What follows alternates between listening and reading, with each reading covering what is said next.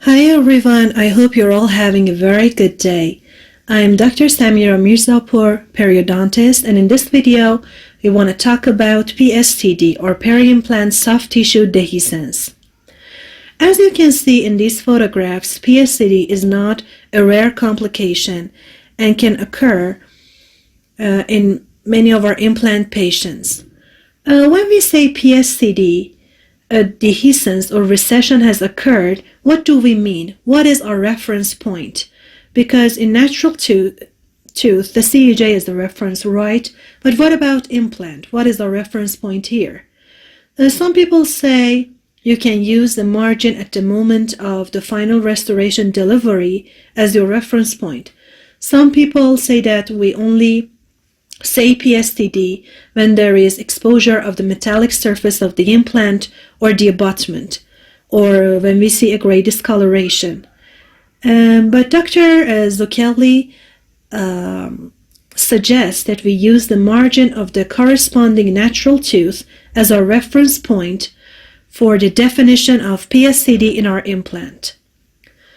What are the complications of PSTD? Do we really need to treat it? Yes, of course. PSTD can cause aesthetic and also hygienic problems for our patient. It causes increase in the apicochronal dimension of the prosthetic crown and causes the exposure of the metallic surface and discoloration of the buccal soft tissues due to the shine-through effect of the gray-colored components. And it also causes accumulation of bacterial plaque, which can cause inflammation and bone loss and subsequent peri-implantitis. What are the reasons for the development of PSTD? If we know the reasons, we can also prevent it. There could be many reasons for it. Your patient could have one or many of these reasons for their PSTD. Buccally positioned implant or excessive buccal inclination of your implant or a deeply placed implant can cause PSTD, or the buccal bone dehiscence, insufficient keratinized tissue, which is very important, and thin gingival biotype in your patient could cause it. In some cases, a frenula or muscle pull has caused the PSTD, which usually occurs in a patient who is also a thin biotype, or plaque-induced inflammation or trauma induced by toothbrush can cause PSTD in people who use hard toothbrushes or excessive forces, horizontal forces when they're brushing their implant.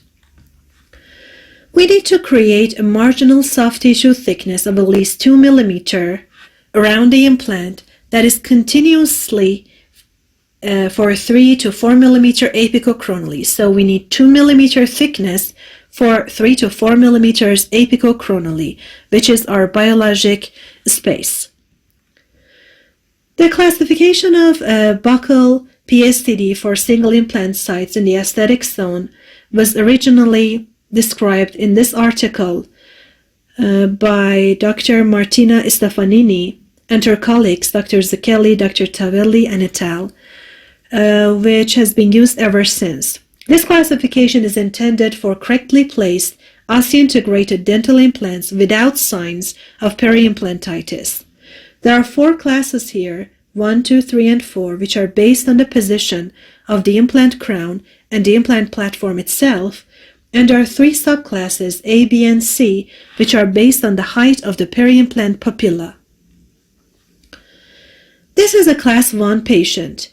In this patient, the soft tissue margin is in a correct position, but the implant or abutment is visible through the mucosa, so you only see a gray discoloration here. In class 2, the soft tissue margin is apical, so there is recession here, but the profile of the crown is positioned within the imaginary curved line that passes through the buccal soft tissue profiles of the adjacent teeth at the level of the gingival margin. So you draw a line, a curved line, through the level of the gingival margin in the adjacent teeth, and if your crown is within this space, your patient would be class 2. In class 3, your crown is buccal. It's located outside this imaginary curved line, but when you remove the crown of the implant itself is inside this straight imaginary line. Okay? In class 4, the situation is worse, and both the crown and the implant itself are outside the imaginary line that connects the profiles of the gingival margin of the adjacent teeth. So this would be the worst situation. And about the subclasses, subclass A is when we have the full height of the papilla.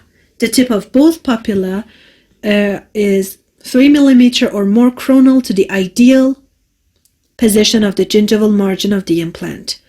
In subclass B, the tip of at least one of the papilla is at a distance less than 3 millimeter coronal to the ideal position. So one of your papilla has reduced height. And in class C, the height of at least one papilla is at the same level or more apical even of the ideal position of the gingival margin. For class 1A and 2A and 3A, we can use coronally advanced flap plus CTG. For class 1A, you can use coronally advanced flap plus CTG or other graft substitutes such as alloderm, or you can use the tunnel technique. But in the articles, coronally advanced flap has showed better results compared with the tunnel technique. In class 2A also, there is no need for crown removal and you can only use the coronally advanced flap plus CTG. But in class 3A, you should remove the crown because the crown is in a wrong position. It's more buccal. And after crown removal, you do your coronally advanced flap plus CTG, and then we should deliver a new crown to the patient with a correct position of the crown of the implant, which is within that line that I mentioned. For 1B, 2B, 3B, and 4A patients with their reduced papilla height, we need to do a combined prosthetic surgical approach. Here, our papilla height is insufficient. Why? Because our abutment has a problem, so we need to remove the crown and reduct our prosthetic abutment mesiodistally. And we place a short provisional crown for our patient. Why do we reduct our prosthetic abutment mesiodistally? By doing so, we allow interproximal soft tissue growth, which would happen in the 2 months that we give time for its maturation. After that, now that the soft tissue has grown interproximally, our vascular bed is now more for our coronally advanced flap plus CTG. We have papilla to deepithelialize now. So after we did the mesiodistal reduction of our abutment, after 2 months, we do the coronally advanced flap plus CTG, and after the maturation of the soft tissue, we deliver a new crown to our patient. For class 2C, 3C, and 4B, since we have no papilla height, we need to submerge our implant. So we remove the crown and also remove the abutment, and we put the cover screw on the implant, and we submerge our implant, and we do soft tissue augmentation both in the buccal and also in the occlusal, so we may need 2 or 3 CTGs. And then we can do soft tissue conditioning with a provisional crown. And finally, we can deliver the final crown to our patient. And finally, for class 4C patients, unfortunately, there is no other treatment rather than implant removal.